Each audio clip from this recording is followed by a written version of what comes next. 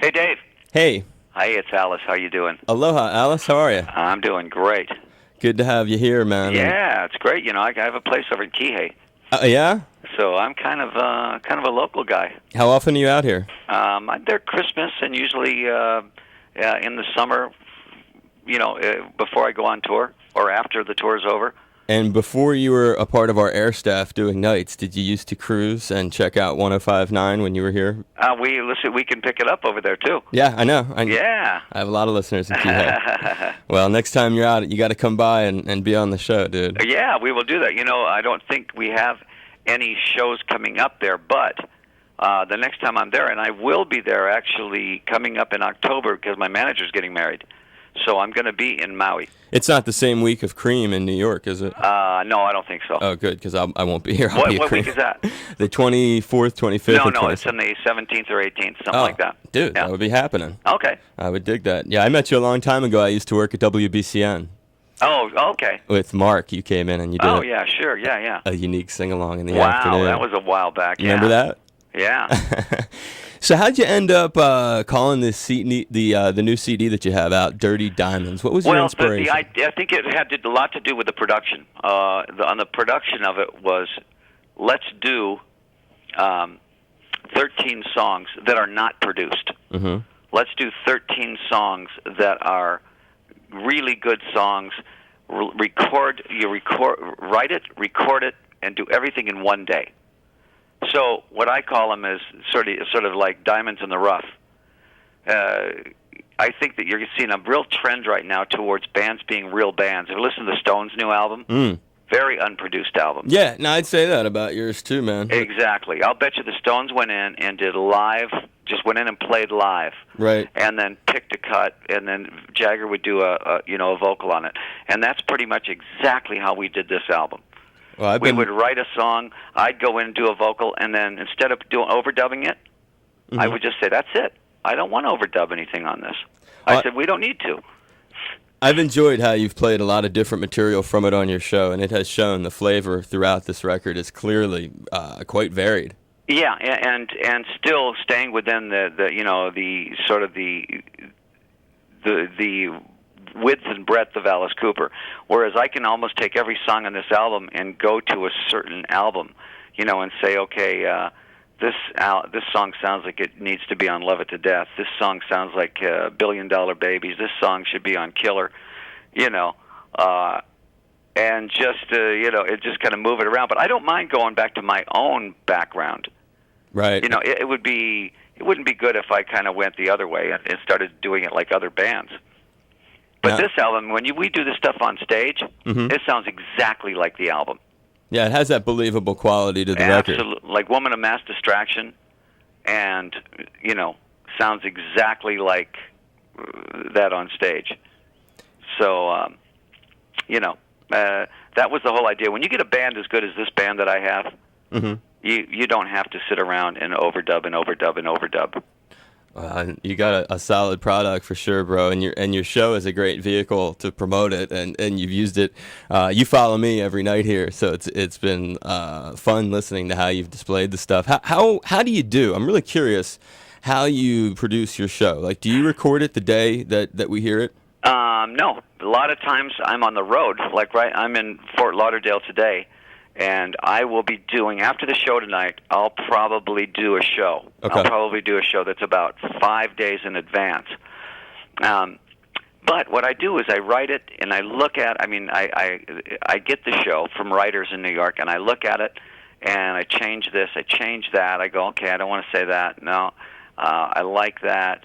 And then somebody will say something, and it'll remind me of a Procol Harum song, and I'll go, well, they had TNT down here by AC/DC, but I've heard that too much. So let's play this Procol Harum song because it reminds me more of what we're talking about. And it works, because kids will go, wow, what is that song? A song like Spanish Caravan by The Doors was never a hit. Right. I get 20 requests for that emailed a night. You play a lot of great stuff, dude. Yeah, but just because I say, well, you like AC/DC? I'll bet you've never heard this song. And I play something from a deep cut, and people will go, geez, I like that better than I like Dirty Deeds Done Dirt Cheap. And I say, okay, then let's not play Dirty Deeds Done Dirt Cheap again. Let's play this one. So, I kind of forced the audience to broaden their taste. Well, you do a great job with the Kiss album tracks, man. I'm always blown away when I'm like, I can't believe 100,000 Years is on the radio. Yeah. Or Brown Shoes Don't Make It by Frank Zappa and others. Or, even a Harry Nilsson song. You take Jump into the Fire by Harry Nilsson. Yeah. Or a, Yardbird song, or and you're always used to hearing maybe Van Morrison doing Brown Eyed Girl. I go, how about Van Morrison doing Here Comes the Night? Right. Then kids will write and say, man, I never heard that version. That's the coolest thing I've ever heard. And you take such good care of Frank. As a Frank fan, I just, I know that you have some Frank lineage, and I'll ask you about that in a second. But I just want to say thanks for doing what you do. Well, you know what? He was the only one that would take a chance on us, and he's gone now. And so, how'd you meet him? I'm the guy that plays him now. I'm educating the audience to Frank. It's not just payback. It's because I like those songs. You do a great job at it. How did you first meet him? Well, I met Frank when we came to Los Angeles from Arizona, and I met up with the GTOs, the girls from the the groupie band. Yep. And we were a band. We were wearing makeup at that time, and we were doing the theatrics, and they were immediately attracted to us because we weren't like anybody. There was no band like Alice. At that time. There's no David Bowie. There was no anybody. There was Alice Cooper. And so when they saw us, they said, Frank, we met this band that is the freakiest band. You have got to meet these guys. And Frank's going, I don't have time. I don't have time. So there was a thing called Lenny Bruce's birthday party. Right. And it was a 6,000 people, and it was the Doors and the Buffalo Springfield, and everybody was pretty groovy. Love, groups like that. We came on last and cleared that room. And 3 songs. They were running for the Doors. And there were 3 people standing there at the end of the show. My manager, Shep Gordon, Frank Zappa, and Pamela DeBars. And Frank's sitting there going, anybody that can clear a room that quick, I've got to have on my, And then he said to us, he says, I'm going to throw you guys a compliment that may not sound like a compliment. He says, I wouldn't know how to write your music for the Mothers of Invention. And I said, what? And he says, it doesn't make any sense. Pretty's for You album. Right. He says, none of this, it doesn't make any sense. He says, I wouldn't know how to write it for the Mothers. And I said, that's good, isn't it? He goes, oh, it's great.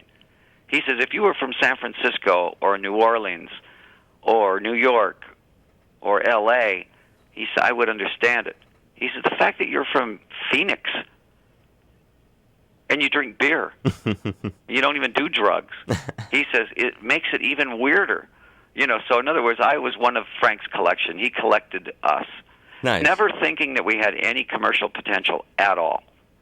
He looked at us as being, well, I'm going to put you on my label, and I happen to know that you're never going to sell any records. But this was before, we got with Bob Ezrin. Right. We were totally convinced that we were every bit as good as Led Zeppelin. And we knew it, but Frank didn't know it. So as soon as we got with Bob Ezrin, we had 18. No More Mr. Nice Guy. School's out. Yeah. He's a monster. Hit after hit after hit, and Frank was sitting there going, I don't believe this. That's good. I mean, we totally upped the ante in theatrics, and even Frank would sit there and go, wow. He says, I never saw the potential in this band. He says, but I get it now.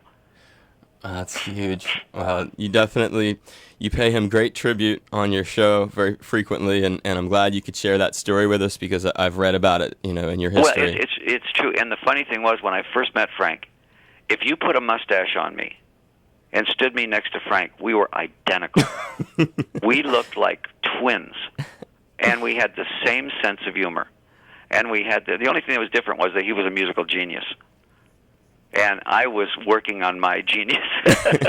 I was going to be a theatrical genius, and I would sit back and say, look, Frank, I'll learn from you. I'll learn from the Yardbirds. I'll learn from all these guys, from Bob Ezrin.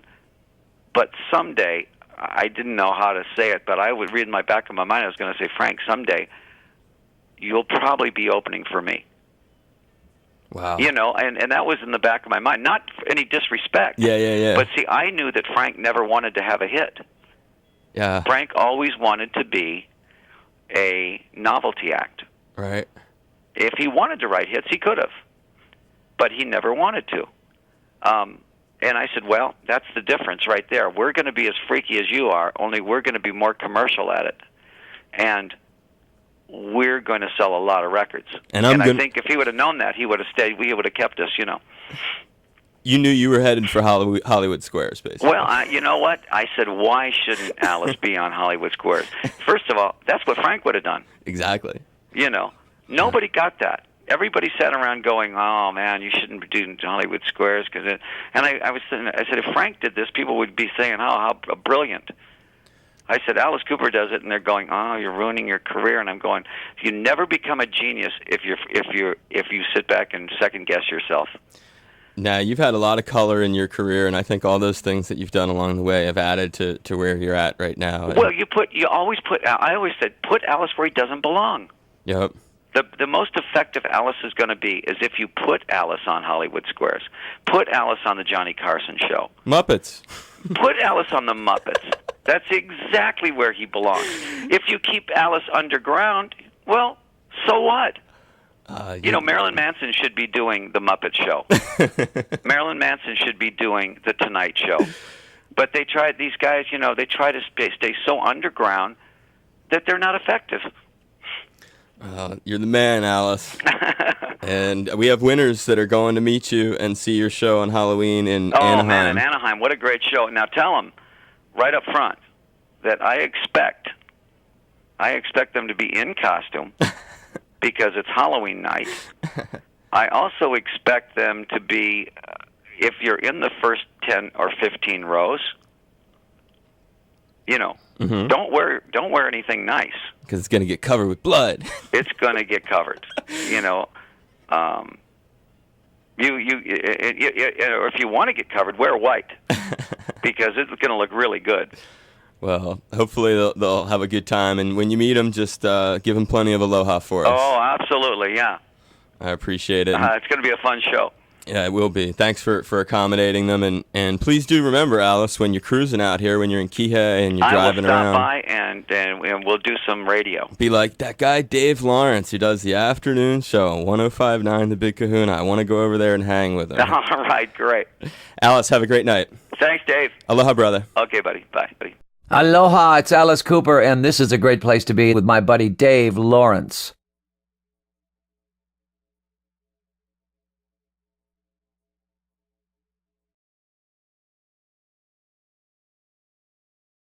Aloha, it's Alice Cooper, and yes, when I'm in Kihei, I really do stop everything I'm doing the instant I hear my buddy Dave Lawrence and tell everybody around me just to be quiet. Just shut up.